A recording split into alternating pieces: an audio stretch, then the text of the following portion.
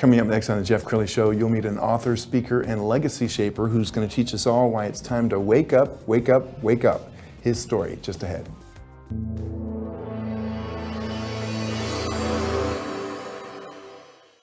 Many are predicting that the worst is yet to come, which is unfortunate, said one person here.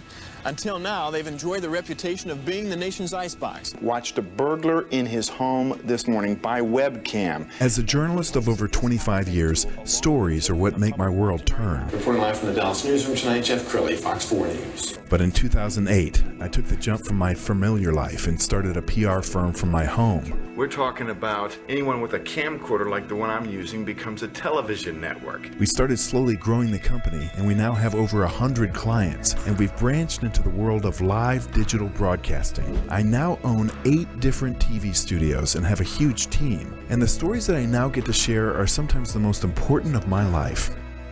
Life has a funny way of coming around full circle. This is the Jeff Crilley Show.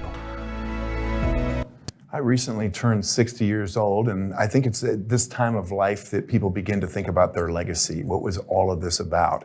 And that's why I invited my next guest into studio, Bryce Runge. He is the author of this book right here, Wake Up, Wake Up, Wake Up. So I gotta learn, what does the title mean?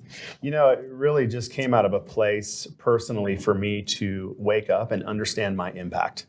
You know, that I have control over shaping the next generation. And so that's why it's so important for me to be intentional in shaping that legacy. Sure. You were telling me before we went on that you spent most of your life in sports.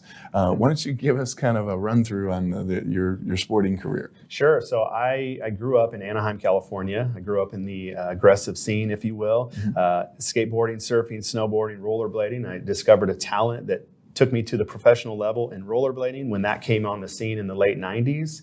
And then, you know, as that fizzled out, I found myself just kind of, where am I going? What am I doing? Who am I? And that gave rebirth to my passion for football. And that took me to the University of Hawaii, where I received a full athletic scholarship. Wow. And then that took me to multiple opportunities in the NFL where I had private workouts, different workouts. But unfortunately, I didn't make a team, but I had the opportunity to work out for multiple teams, which is a great experience. Sure. I love that about your background because being a team player is so important in life, whether you're running a company or running a household. Let's talk more about the book, and we're going to put the book cover on the screen so people can see it. How did you come up with the title? It was a Wednesday morning early, and I thought, what rhymes with Wednesday? And let's call it, wake up, wake up, wake up. It's Wednesday. Let's have a great day. And the premise behind that was, being in a culture that was chaotic. There was a lot of complaining, and what really drove that was coming from an attitude of gratitude. Let's wake up. Let's be grateful for what we do have. And then there started to be a shift, and so it was wake up, wake up, wake up. It's Wednesday. Let's grow. Sure. And so that's where that came from. And you are a man of faith, as am I. And this is a 40-day devotional. Right. Talk about how it heals people. Oh my gosh, we're surrounded by weapons of mass distraction, and if the devil can't make you sin, he's going to make you busy. And I broke this down in 40 days, and it's relatable. It takes people 5 minutes max to read it. There's critical thinking questions at the end of each chapter, each day. And if people are intentional, they'll start to develop new skills.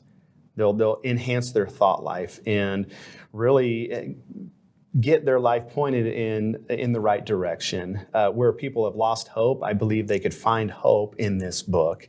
And, like I mentioned earlier, prisoners have received this book and are finding hope and restoring relationships. And that's awesome to hear. Absolutely. He's also a very popular speaker. We found his sizzle reel. Let's go ahead and roll that.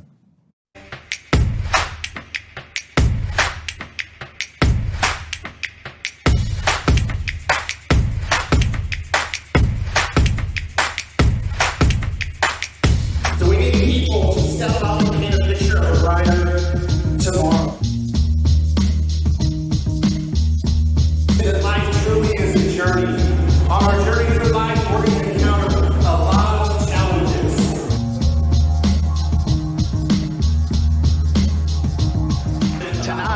hope is that you walk away with tools that help you grow, the strength to stand firm in the face of adversity, and the courage.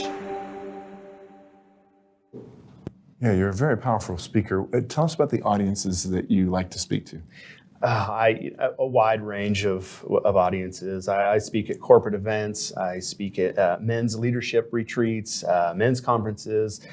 Some of the video there was at schools. And I think that my story, the experiences I have, makes me really relatable, and I could speak on a lot of different topics. And but that's my audience. Sure. I like to say anyone with a pulse Yes. can, really grow from what I'm sharing. And so, yeah, those are my audiences. We're going to show some more video of Bryce speaking, and while we're showing that, I want to just compliment you because, especially when you're speaking to schools, that's a tough audience. Yeah. Young people are hard to impress, and it's hard to keep their attention. So, talk about the takeaways. What are some of the comments that you've heard after you've given a speech? That particular one happened to be a mental health suicide prevention. And when the audience is silent at the end, you broke down some walls. And that's the feedback I received. Those things I didn't know I was carrying, some of the issues that I had, I didn't know, but you helped provide a new lens to look through.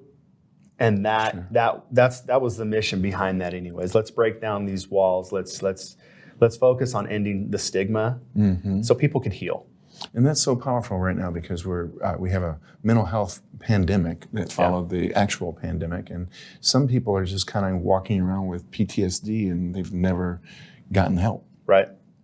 Talk to the person out there who might be wrestling with something and why they might need to either engage you as a speaker or get a copy of your book. Yeah, absolutely. I share on this because I've experienced it. And if you're struggling, there is hope. I think that we need to reflect and deal with our pain and the suffering in order to heal. And I think so many people don't deal with it. They don't heal. They just take it into the next season of their life and they continue that cycle. I think we need to press pause and really be intentional about our mental health. And if we really are struggling, we need to seek help. And it's okay to not be okay. Let's get help. There is plenty of help out there. And I know we've brushed this topic under the rug for so long. And it's funny, I opened up that assembly with a rap. And I share that because growing up, I was conditioned to brush it under the rug. Well, my pursuit is to remove that rug and talk about these uncomfortable conversations. So many people are in desperate need of healing. And I want to open up that conversation and let you know there is hope, there is healing. We need to deal with it. Okay, we only have a minute or two left. Final thoughts. What would you like to leave people with? Oh my gosh. In my book, I share so many powerful insights and wisdom, but ultimately I want to equip you with tools to believe in yourself, the courage to stand firm in the face of adversity and to look at that wall, look at that giant, that opposition, and take it down with confidence so that you can advance toward greatness. Outstanding. We're going to end with your website, which is legacyshapers.com. The great Bryce Runge. Thanks for coming on the show. Thank you. That's it for now. We'll see you next time.